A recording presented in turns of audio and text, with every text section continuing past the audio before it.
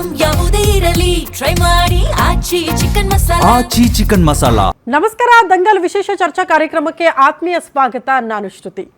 ನಮ್ಮ ದೇಶ ಅಂದ್ರೆ ನಮಗೆ ಹೆಮ್ಮೆ ಇದೆ. ಕಾರಣ ಭಾರತ ಅನ್ನೋದು ಜಾತ್ಯತೀತ ರಾಷ್ಟ್ರ ಅಂತೀವಿ. ಸರ್ವ ಧರ್ಮದವರು ಕೂಡ ಸಹಬಾಳ್ವೆ ಜೀವನ ಮಾಡುವಂತಹ ದೇಶ ನಮ್ಮದು. ತಾಳ್ಮೆ, ಶಾಂತಿ ಎಲ್ಲದಕ್ಕೂ ಕೂಡ ಹೆಸರುವಾಸಿ ನಮ್ಮ ದೇಶ ಅನ್ನೋದು ಭಾರತೀಯರಾಗಿ ನಾವು ನೀವು ಹೆಮ್ಮೆ ಪಡ್ತೀವಿ.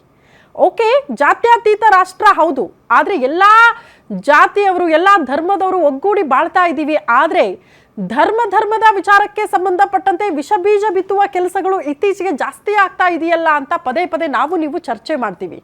ಯಾಕೆ ಧರ್ಮದ ವಿಚಾರ ಮತ್ತೊಮ್ಮೆ ಈಗ ಚರ್ಚೆ ಆಗ್ತಾ ಇದೆ ಅಂದರೆ, ಜಸ್ಟ್ ಒಂದು ಸ್ಕೂಲಲ್ಲಿ ವಿದ್ಯಾರ್ಥಿಯ ವಿಚಾರಕ್ಕೆ ಸಂಬಂಧಪಟ್ಟಂತೆ ಚರ್ಚೆ ಆಗ್ತಾ ಇದೆ. ದೊಡ್ಡ ಮಟ್ಟದ ಆಕ್ರೋಶ ವ್ಯಕ್ತವಾಯಿತು. ಯಾವ ಕಾರಣಕ್ಕೆ? ತೆಲಂಗಾಣದ ರಾಜಧಾನಿ ಹೈದರಾಬಾದ್ನಲ್ಲಿರುವ ಒಂದು ಸ್ಕೂಲ್, 25 ಜನ ವಿದ್ಯಾರ್ಥಿಗಳಿರ್ತಾರಂತೆ ಆ ಶಾಲೆಯಲ್ಲಿ. ಆದರೆ ಆ 25 ವಿದ್ಯಾರ್ಥಿಗಳ ಪೈಕಿ ಒಬ್ಬ ವಿದ್ಯಾರ್ಥಿನಿಯು ಹಿಂದೂ ಧರ್ಮಕ್ಕೆ ಸೇರಿರುವ ವಿದ್ಯಾರ್ಥಿ ಆಗಿರ್ತಾರೆ. ಎಲ್ಲರಿಗೂ ಕೂಡ ಕಾಮನ್ ಆಗಿ ನೀವು ಶಿಕ್ಷಣವನ್ನ ಕಲಿಸ್ತಾ ಇದ್ದಂತಹ ಶಾಲೆಯಲ್ಲಿ ಅಲ್ಲಿ ಮುಸ್ಲಿಂ ಧರ್ಮದವರು ಮಕ್ಕಳಿದ್ರು ಅನ್ನೋ ಕಾರಣಕ್ಕೆ ಅವ್ರಿಗೆ ಕಲ್ಮಾ ಓದೋದು ಹೇಳ್ಕೊಡ್ತಾ ಇದ್ರು, ಸುರೇಹ ಫತೇಹ ಬರೆಯೋದನ್ನ ಹೇಳ್ಕೊಡ್ತಾ ಇದ್ರಂತೆ.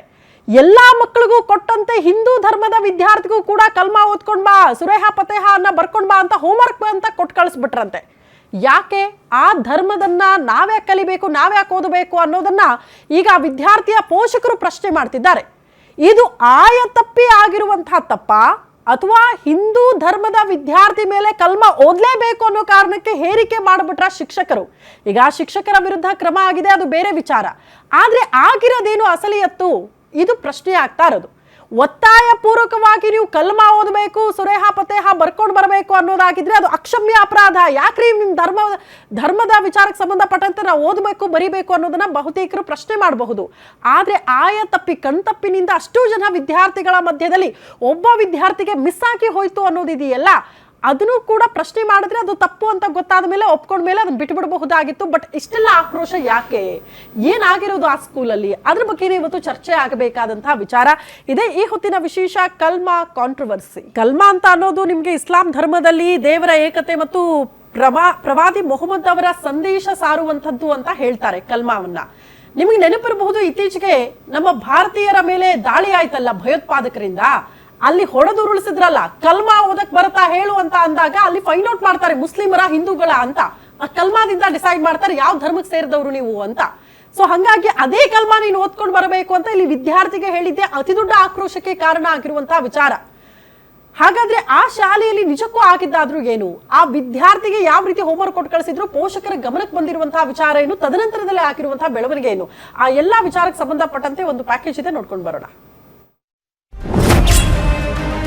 ವಿದ್ಯಾರ್ಥಿಗೆ ಕಲ್ಮಾ, ಸುರಾಹ ಫತೇಹ ಹೋಮ್ವರ್ಕ್.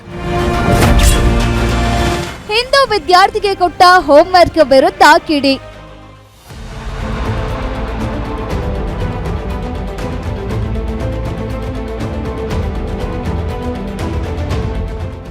ತೆಲಂಗಾಣ ರಾಜಧಾನಿ ಸಹೀದಾಬಾದ್ನಲ್ಲಿ ಸಕ್ಸಸ್ ಅನ್ನೋ ಶಾಲೆಯಲ್ಲಿ ಈ ವಿವಾದ ಶುರುವಾಗಿದೆ.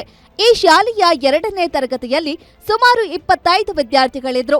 ಇವರಲ್ಲಿ ಕೇವಲ ಒಬ್ಬ ವಿದ್ಯಾರ್ಥಿ ಮಾತ್ರ ಹಿಂದೂ ಧರ್ಮದವನಾಗಿದ್ದಾನೆ, ಉಳಿದವರು ಇಸ್ಲಾಂ ಧರ್ಮದವರಾಗಿದ್ದಾರೆ. ಈ ಶಾಲೆಯಲ್ಲಿ ಶಿಕ್ಷಕಿಯಾಗಿದ್ದ ಶೇಖ್ ಆಯಿಷಾ ಪರ್ವೀನ್ ಅನ್ನೋರು ಹಿಂದೂ ವಿದ್ಯಾರ್ಥಿಗೆ ಕಲ್ಮಾ ಮತ್ತು ಸುರಾಹ ಫತೇಹ ಬರೆದುಕೊಂಡು ಬರುವಂತೆ ಡೈರಿಯಲ್ಲಿ ಬರೆದಿದ್ರು. ಇದನ್ನ ನೋಡಿದ ವಿದ್ಯಾರ್ಥಿಯ ಪೋಷಕರು ಕೆರಳಿ ಕೆಂಡವಾಗಿದ್ದಾರೆ. ಹಿಂದೂ ವಿದ್ಯಾರ್ಥಿಗೆ ಕಲ್ಮಾ ಸುರಾಹ ಫತೇಹ ಹೋಮ್ವರ್ಕ್ ಹಿಂದೆ ಷಡ್ಯಂತ್ರವಿದೆ ಅಂತ ಆರೋಪಿಸಿದ್ದಾರೆ. It is not mandatory for us. Get every diary, each and every diary. Actually, teacher. రాయడమే తప్పు. రాయొద్దు. ఎందుకు రాస్తారు? బై మిస్టేక్ ఎట్లా రాస్తారు? బుర్ర ఉండి కావాలని బై మిస్టేక్ ఎట్లా రాస్తారు? ಹಿಂದೂ ವಿದ್ಯಾರ್ಥಿಗೆ ಕಲ್ಮಾ ಮತ್ತು ಸುರಾಹ ಫತೇಹ ಕಲಿತು ಬರಲು ಹೋಮ್ವರ್ಕ್ ನೀಡಿದ್ದಾರೆ ಅನ್ನೋ ಮಾಹಿತಿ ಸಿಕ್ತಿದ್ದಂತೆ ಕೇಸರಿ ಪಡೆ ಕೆರಳಿ ಕೆಂಡವಾಗಿದೆ. ಬಿಜೆಪಿ ನಾಯಕರಾದ ಮಾಧವಿ ಲತಾ, ಕರುಣಾ ಸಾಗರ್, ಅಂದೇಲಾ ಶ್ರೀರಾಮುಲು ಯಾದವ್ ನೇತೃತ್ವದಲ್ಲಿ ಪ್ರತಿಭಟನೆ ನಡೆಸಿದ್ರು. ಇದಾಗ್ತಿದ್ದಂತೆ ಎಚ್ಚೆತ್ತುಕೊಂಡಿರೋ ಶಾಲಾ ಆಡಳಿತ ಮಂಡಳಿ ಹೋಮ್ವರ್ಕ್ ನೀಡಿದ ಶಿಕ್ಷಕಿಯನ್ನ ವಜಾ ಮಾಡಿದೆ. ಮುಂದಿನ ದಿನಗಳಲ್ಲಿ ತಮ್ಮ ಸಂಸ್ಥೆಯ ಯಾವ ಶಾಲೆಯಲ್ಲಿಯೂ ಆಕೆಗೆ ಕೆಲಸ ನೀಡಲ್ಲ ಅಂತ ಸಮಜಾಯಿಷಿ ನೀಡಿದೆ.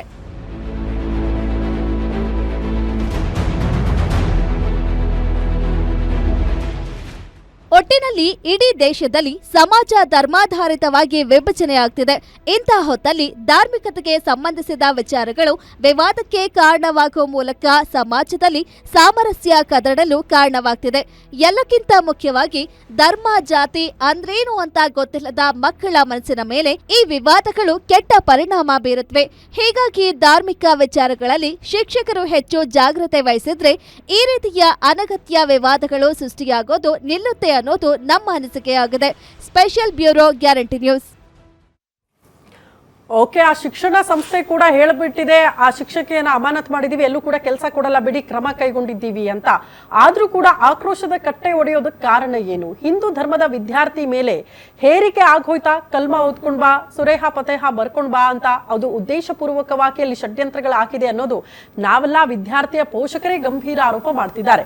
ಇದೇ ವಿಚಾರಕ್ಕೆ ಸಂಬಂಧಪಟ್ಟಂತೆ ಇವತ್ತು ಚರ್ಚೆ ಮಾಡೋಣ. ನಮ್ಮ ಜೊತೆಗೆ ಶಿಕ್ಷಣ ತಜ್ಞರು ಆದಂತಹ ಡಾಕ್ಟರ್ ಏರೇಗೌಡ ಸರ್ ಇದ್ದಾರೆ. ಸರ್ ನಮಸ್ತೆ, ಕಾರ್ಯಕ್ರಮಕ್ಕೆ ಆತ್ಮೀಯ ಸ್ವಾಗತ. ಅಯೂಬ್ ಖಾನ್ ಮುಸ್ಲಿಂ ಮುಖಂಡರು ಕೂಡ ನಮ್ಮ ಜೊತೆಗಿದ್ದಾರೆ. ಸರ್ ನಮಸ್ತೆ, ಕಾರ್ಯಕ್ರಮಕ್ಕೆ ಆತ್ಮೀಯ ಸ್ವಾಗತ. ಶಿವಸೇನೆ ವಕ್ತಾರರು ಆದಂತಹ ಭಾಸ್ಕರನ್ ಸರ್ ಕೂಡ ಜಾಯಿನ್ ಆಗಿದ್ದಾರೆ. ಸರ್ ನಮಸ್ತೆ, ಕಾರ್ಯಕ್ರಮಕ್ಕೆ ಆತ್ಮೀಯ ಸ್ವಾಗತ. ಮೊದಲನೇದಾಗಿ ಹಿರೇಗೌಡ ಸರ್ ಇಂದ ಪ್ರಾರಂಭ ಮಾಡ್ಬಿಡ್ತೀನಿ. ಸರ್, ಶಿಕ್ಷಣ ಸಂಸ್ಥೆಗಳಲ್ಲಿ ಮಕ್ಕಳಲ್ಲಿ ಜಾತಿ ಧರ್ಮ ಇದ್ಯಾವುದು ಕೂಡ ಬರಬಾರ್ದು, ಅವ್ರ ಮನಸ್ಸಿಗೆ ಸಮಾನತೆ ಇರಬೇಕು ಅನ್ನೋ ಕಾರಣಕ್ಕೇನೆ ನಾವು ಸ್ಕೂಲ್ಗಳಿಗೆ ಕಳಿಸೋದು ಮಕ್ಕಳಲ್ಲಿ. ಬಟ್ ಶಾಲೆಗಳಲ್ಲಿ ಹಿಂಗಾಗ್ಬಿಟ್ರೆ ಹೆಂಗೆ ಅನ್ನೋ ಪ್ರಶ್ನೆ ಬಂದ್ಬಿಡ್ತು ನಮ್ಗೆ. ಇವೆಲ್ಲ ತಪ್ಪು. ಈಗ ಅವರವರ ಧರ್ಮಕ್ಕನುಸಾರ ಅವ್ರ ಮನೆಯಲ್ಲಿ ಏನ್ ಮಾಡ್ಕೋಬೇಕು ಅದನ್ನ ಮಾಡ್ಕೋಬೇಕಾಗತ್ತೆ. ಹೌದು. ಯಾವುದೇ ಶಾಲೆ ಅಥವಾ ಕಾಲೇಜುಗಳಲ್ಲಿ ಧರ್ಮಾಧಾರಿತವಾಗಿ ಯಾವುದೇ ಫೋರ್ಸಿಬಲಿ ಅವ್ರಿಗೆ ಯಾವುದೇ ಮಕ್ಕಳಿಗೆ ತೊಂದರೆ ಕೊಡಬಾರ್ದು. ಅದು ತುಂಬ ತಪ್ಪಾಗುತ್ತೆ. ಈಗ ನಮ್ಮ ಒಂದು ಎಕ್ಸಾಂಪಲ್, ಹಿಂದೂ ಮೇಜರ್ ಇರ್ತಕ್ಕಂಥವ್ರಲ್ಲಿ ಮುಸ್ಲಿಮ್ಸ್ಗೆ ಹಿಂಗೆ ಮಾಡಬೇಕು ಅಂತ ಹೇಳೋದು ತಪ್ಪು. ಮುಸ್ಲಿಮ್ಸ್ ಮೇಜರ್ ಇರ್ತಕ್ಕಂಥ ಸ್ಕೂಲ್ಸಲ್ಲಿ ಹಿಂದೂಗಳು ಈ ಥರನೇ ಮಾಡಬೇಕು ಅಂತ ಅದು ತಪ್ಪು. ಏನು ನಮ್ಮದು ನ್ಯಾಷನಲ್ ಎಜುಕೇಷನ್ ಪಾಲಿಸಿ ಅಥವಾ ನಮ್ಮ ಭಾರತ ದೇಶದಲ್ಲಿ ಎಜುಕೇಷನ್ ಪಾಲಿಸೀಸ್ ಇದ್ದಾವೆ, ಎಲ್ಲ ಧರ್ಮಕ್ಕೂ ಅನ್ವಯಿಸ್ತಕ್ಕಂಥ ಪಾಲಿಸೀಸ್ಗಳನ್ನ ಮಾಡಿದ್ದಾರೆ. ಯಾವುದೋ ಈ ಥರ 1-2 ಸ್ಕೂಲ್ ಅವರು ತಂದು ಇಡೀ ಒಂದು ವ್ಯವಸ್ಥೆನ ಒಂದು ಕೆಡಿಸ್ತಕ್ಕಂಥದ್ದು ತಪ್ಪು. ಅದರಿಂದ ಇದನ್ನು ನಾವು ಯಾವುದೇ ಕಾರಣದಿಂದ ಒಪ್ಕೊಳ್ಳೋಕ್ಕೆ ರೆಡಿ ಇಲ್ಲ. ಓಕೆ, ಅಯೂಬ್ ಖಾನ್ ಸರ್, ನಿಮ್ಮ ಫಸ್ಟ್ ರಿಯಾಕ್ಷನ್ ಈ ವಿಚಾರಕ್ಕೆ ಸಂಬಂಧಪಟ್ಟಂತೆ? ಕಲ್ಮಾ ಓದಿ ಅನ್ನೋದು ತಪ್ಪಲ್ಲ, ಸುರೇಹ ಪತೇಹ ಬರೆಯೋದು ತಪ್ಪಲ್ಲ, ಆದ್ರೆ ಯಾವ ಧರ್ಮಕ್ಕೆ ಸೀಮಿತ ಅವ್ರು ಮಾಡಿದ್ರೆ ಓಕೆ. ಈಗ ನಿಮ್ಮದೇ ಧರ್ಮದಲ್ಲಿ ಬಂದು ನಾವೇನಾದ್ರೂ ಹಿಂದೂ ಧರ್ಮದ ಜೈ ಶ್ರೀರಾಮ್ ಅಂತ ಹೇಳಿ ಅಥವಾ ನಮ್ಮ ಭಗವದ್ಗೀತೆ ಓದಿ ಅಂತ ಅಂದ್ರೆ ಓದ್ಬಿಡ್ತಾರ? ಖಂಡಿತ ಇಲ್ಲ, ವಿರೋಧ ಮಾಡ್ತಾರೆ. ಯಾಕೆ ಹೇರಿಕೆ ಮಾಡ್ತೀರಿ ನೀವು ಅನ್ನೋದನ್ನ ಪ್ರಶ್ನೆ ಮಾಡ್ತಾರೆ. ಸೊ ಇದು ನಿಮಗೆ ಹೇಗೆ ಅನಿಸ್ತು ಇದನ್ನೆಲ್ಲ ನೋಡಿದಾಗ?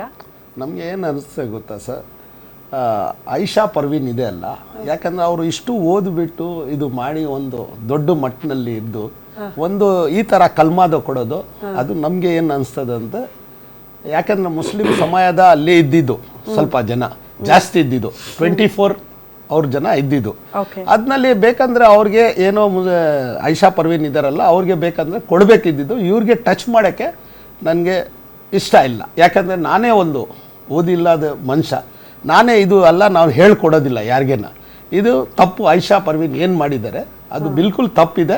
ಯಾಕಂದರೆ ನಾವು ಹೋಗಿ ತಾವು ಹೇಳಿದ್ರಲ್ಲ ಜೈ ಶ್ರೀರಾಮ್ ಇದೆಲ್ಲ ಹೇಳಿ ಅಂತ, ಅದು ಅವ್ರವ್ರವ್ರ ಸಂಬಂಧಗೆ ಪಟ್ಟಿರೋದು, ಅದು ಅಭಿಪ್ರಾಯ.